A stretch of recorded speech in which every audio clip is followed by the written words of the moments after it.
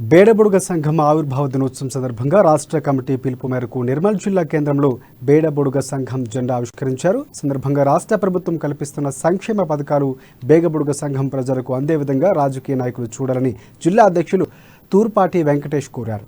జిల్లా వ్యాప్తంగా ఉన్నటువంటి బేడబుడుగ కులస్తులకు రాష్ట్ర ప్రభుత్వం నుంచి ఇప్పటి వరకు ఎటువంటి డబుల్ బెడ్రూమ్ ఇల్లు కానీ దళిత బంధు కానీ ఇవ్వలేదన్నారు.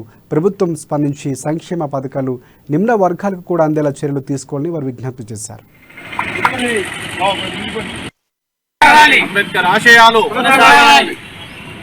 ఈరోజు ప్రతి సంవత్సరము బేడబుడుగ జంగాల హక్కుల దండు పోరాట సమితి రాష్ట్ర నాయకత్వం ఆధ్వర్యంలో 2017 ఫిబ్రవరి 2న మన బేడబుడుగ జంగం సంఘము నిర్మల్ జిల్లా ఆధ్వర్యంలో జెండా ఆవిష్కరణ కార్యక్రమం చేపట్టాము.